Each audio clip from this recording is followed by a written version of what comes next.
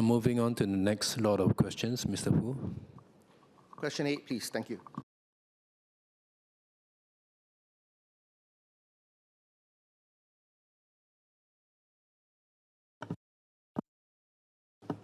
Mr. Speaker, may I seek a permission to take the oral PQ's question number 8 to 10 from today's order paper together? Go ahead. My response to this PQ will also cover questions filed by Mr. Gerald Giam, Mr. Abdul Muhaimin Abdul Malik, Mr. Ng Shixuan, and Ms. He Ting-ru regarding socially conscious enterprise hawker centres. If their questions have been addressed by today's combined response, they may wish to withdraw their questions. Mr. Speaker, I thank members for raising various questions about SEHCs. I'll explain the SEHC management model and address various concerns, including the government's role in overseeing SEHC operators and their relationship with stallholders. When the government resumed building hawker centres in 2011, we introduced the Socially Conscious Enterprise Hawker Centres, or SEHCs for short. This is to harness the experience and expertise of food and beverage industry players to bring fresh perspectives and best practices to hawker centre management, active placemaking, and meeting residents' need for accessibility to affordable food options across all 3 meals. The Environment Agency, NEA, maintains oversight over operators who are appointed to maintain and manage SEHCs. Operators must comply with requirements set out by NEA. These requirements strike a balance between ensuring that patrons' needs are adequately served and safeguarding stallholders' well-being. NEA also seeks to provide SEHC operators with sufficient flexibility to allow them to operate SEHCs effectively. To safeguard the interests of stallholders, NEA has, and since 2018, put in place basic guidelines for tenancy agreement terms.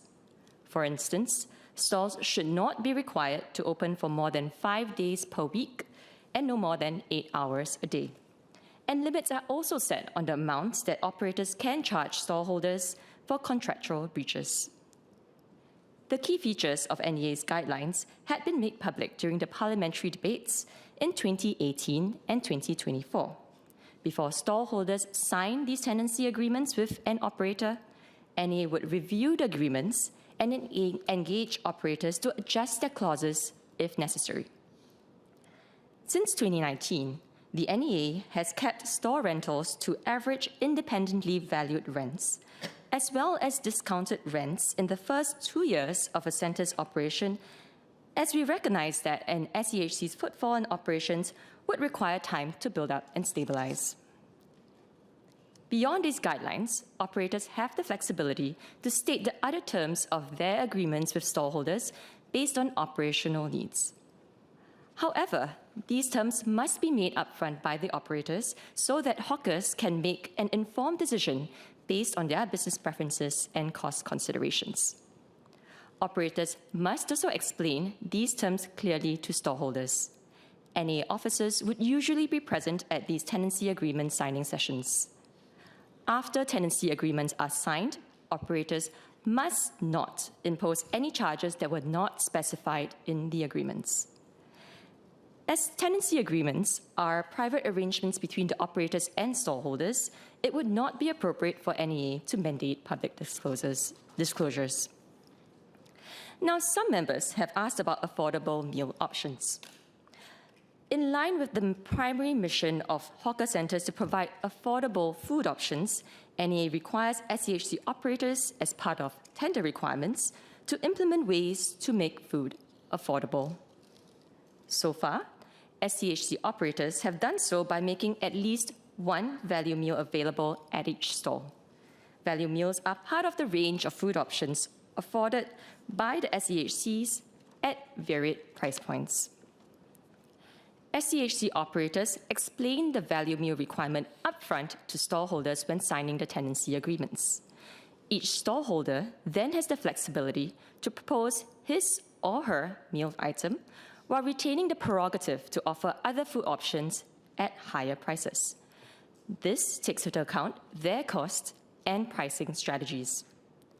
Operators will also review their value meal prices from time to time and have previously adjusted price upwards based on feedback from stallholders.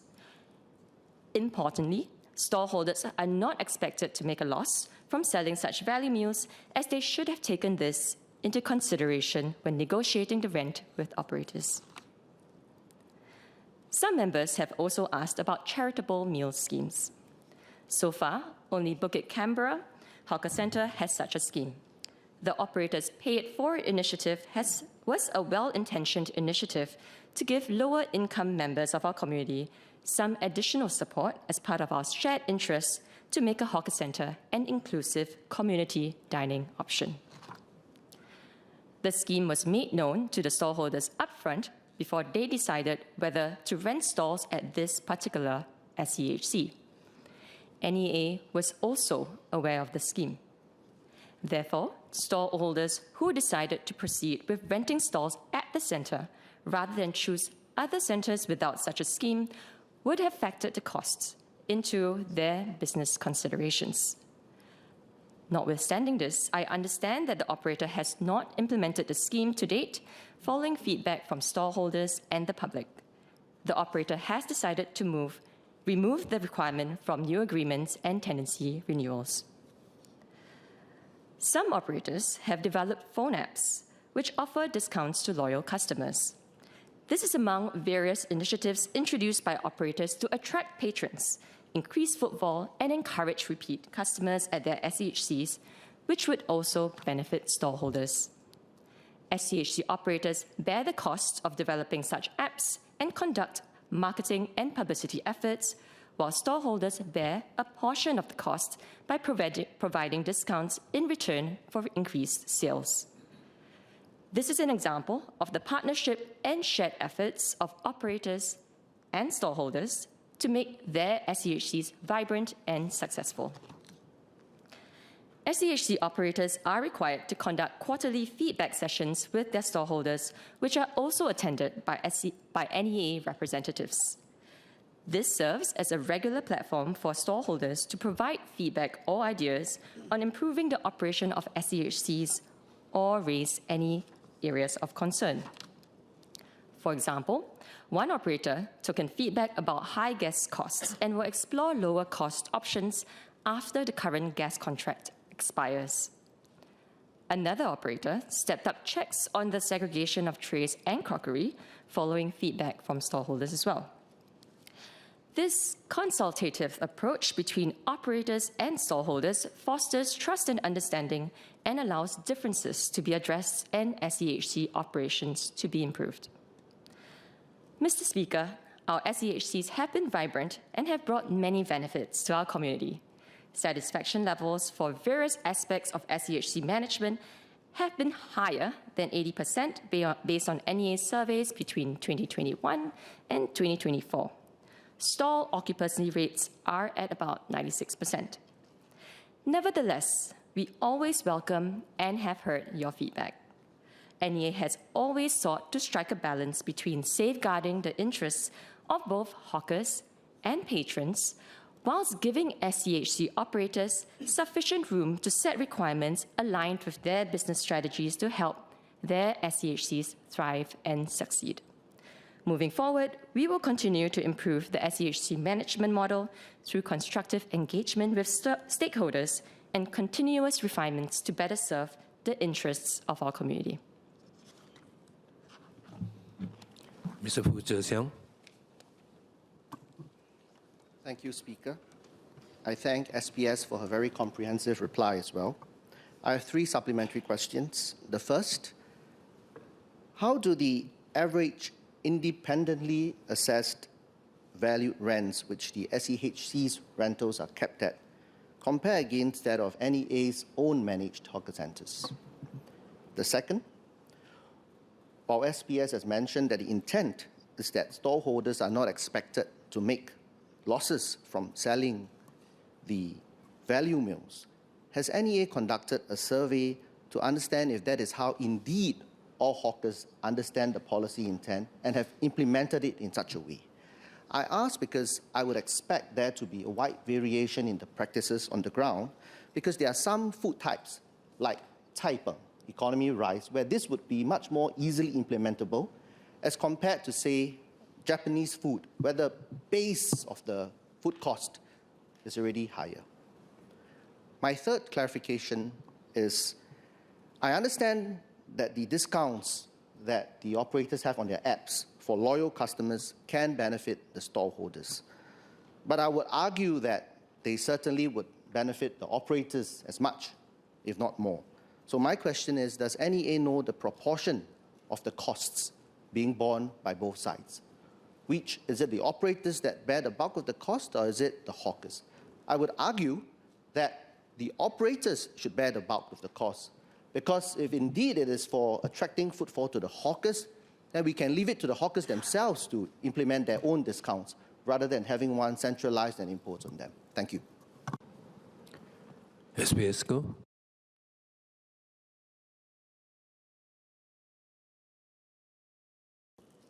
I'd like to thank the member for his questions. So first question, the member shared or asked about the average independently valued rents at the SEHCs. How do they compare with that at NEA managed hawker centres? So I have some figures here. They are generally comparable. In 2024, the median monthly rent at SEHCs compared to non-subsidized stalls at similar NEA managed hawker centres were 1,750, so 1,750 for the former, and 1,450 for the latter. So pretty comparable. However, I would also like to highlight that when we compare rent, it should also not be based on absolute rent, because we have to consider stall sizes and amenities in the centre. Those who have been to SEHCs would recognize that the stall sizes there are slightly bigger, and also there are other amenities that the stallholders would benefit from. The second question that the member asked was about whether NEA has conducted a survey to understand how hawkers have understood the requirements and implemented the value meal requirement. So to talk you through the process of how hawkers are made known and how they implement the value meal requirement. So first, these terms are made clear upfront by the operators prior to signing the tenancy agreements with the stallholders, and they are required to then explain the terms clearly to the stallholders. So the stallholders walk in with their eyes wide open about what's required and what they need to provide for the value meals. Operators then work closely with the stallholders on the provision of these value meals so that they can determine what to sell for these value meals. As the member has suggested, a Cai Peng stall will have a very different way of putting together some ingredients to meet the budget meal price, whereas a Japanese stall or a noodle stall would have a different way of putting together a meal that's within this price. I think it's also important for me to highlight that stallholders are not expected to make a loss when selling the value meals. The price is given, and the stall owners then have the flexibility to put together a range of ingredients to meet that price. And that's not the end of the story.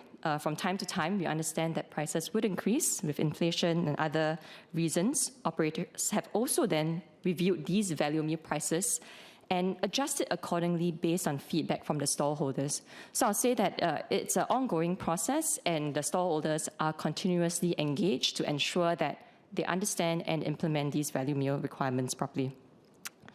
Now, for the last question that the member raised about the proportionate contribution between stallholders as well as the operators.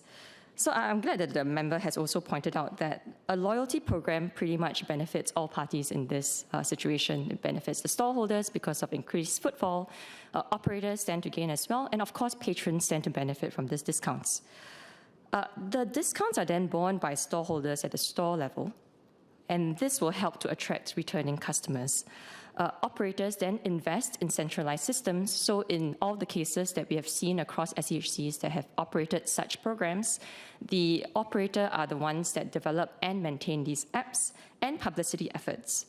Because these apps and different publicity efforts vary from location to location, the cost then varies across centres. But what's clear is that these are not passed on to the stallholders.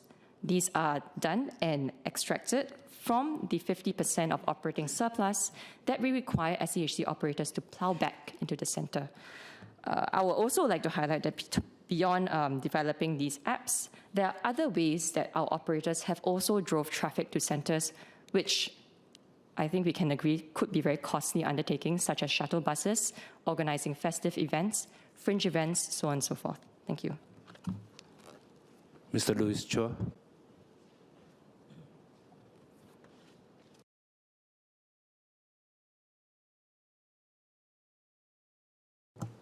Thank you, Speaker.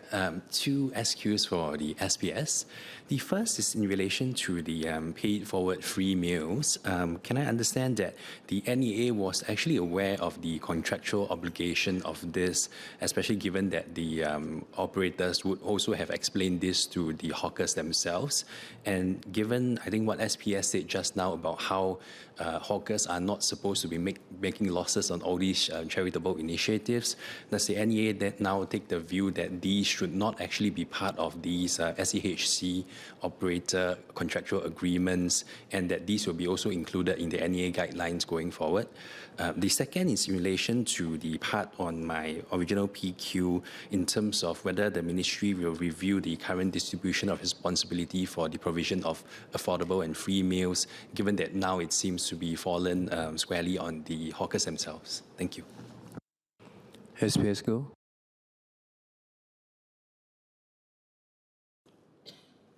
So the member asked two questions. I'll answer the first part of the first question squarely, and then I'll combine my answer to the first and the second question. So the first part of the first question, was NEA aware? I mentioned in my reply just now, NEA was aware of the Pay It Forward program and the requirement that was put into the tenancy agreement. So to explain, for tenancy agreements, NEA has specific guidelines that were shared in previous parliamentary debates. I mentioned examples of working hours as well as liquidated damages and a cap to those amounts. Beyond these hard guidelines, NEA does provide flexibility for operators to then commercially decide, together with the stallholders, on what might be the most appropriate other conditions to build in that recognize location and center-specific differences. So we'll safeguard a certain set of guidelines, and everything else, there is flexibility for operators to decide on that to stallholders.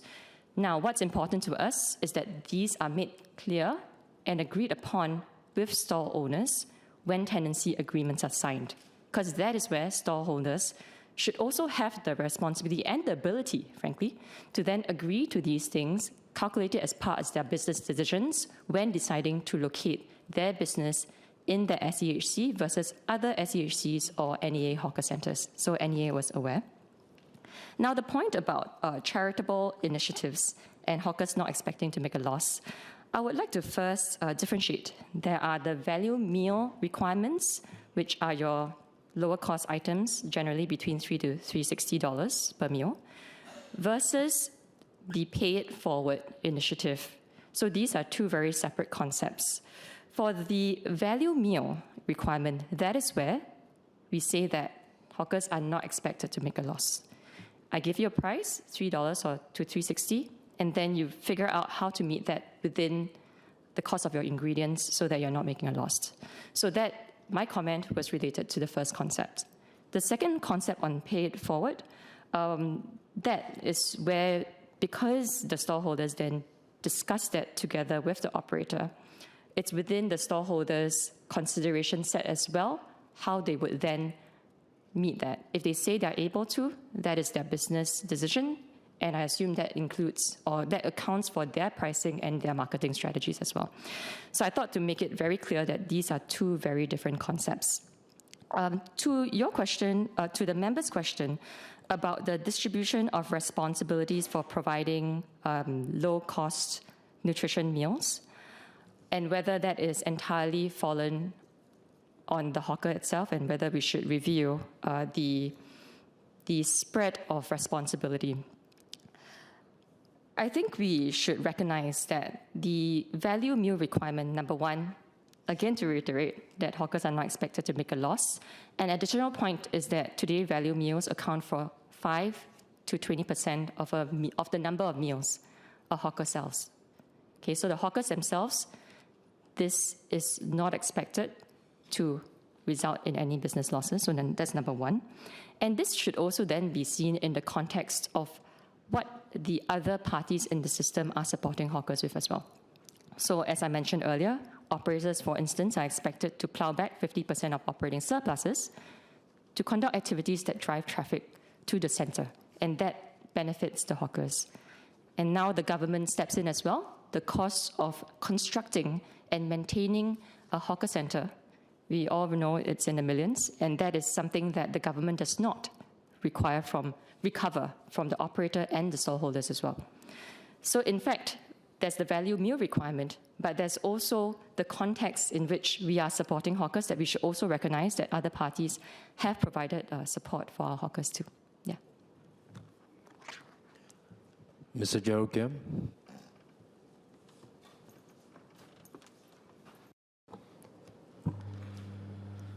Thank you, Mr. Speaker. Sir, the SPS said that NEA officers are present at the contract signings. Does NEA have the power to veto specific clauses, specifically those regarding the turnover-based rent, mandatory supplier use, or punitive fees?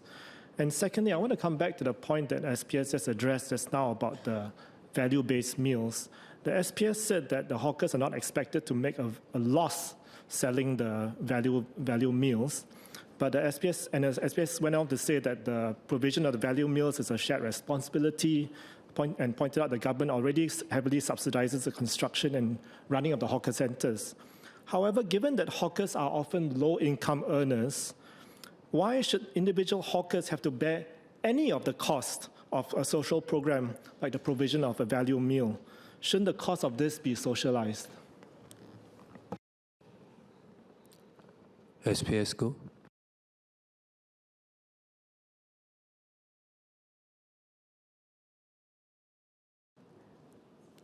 Okay, so the member's first question was about contract signing and whether NEA has any veto rights within the contract signing process. So first and foremost, NEA officers are generally there during the tenancy agreement signing to ensure that terms are explained properly and that the hawkers and the stallholders themselves understand what's being communicated. NEA would step in. Number one, I mentioned earlier on when the guidelines that we put out, the few guidelines that we think are no-nos. So we will step in if those are being infringed. And the other points that we may come in is when we believe that some of the conditions might be too one-sided or overly legalistic. Right? So in certain cases, when we see that there may be hidden costs, we would then step in. So certainly there is space for us to come in to do that. But more often than not, I think it's reasonable for us to leave some flexibility, because if the stallholders are there and it's understood and it's clearly explained to them, then the conditions and terms would be inside the contract. The other question is, why should hawkers have to bear any of the costs? I suppose my question back is, what is the cost that the member is referring to? Because over here we're saying that value meal items, it should be a price point, and then the hawkers themselves would sell a meal that's at that price point within a suite of food options that could be at different prices. So you have one at $3 or $3.50, and then you have the ability to sell other meal items at various price points depending on your business strategy. We are not asking the hawkers themselves to dish out a subsidy for these budget meal items. We are asking them to come up with an item on that menu. And so the costs in this case is, it's not as direct as the member has said in terms of us forcing the hawker to provide a certain subsidy upfront.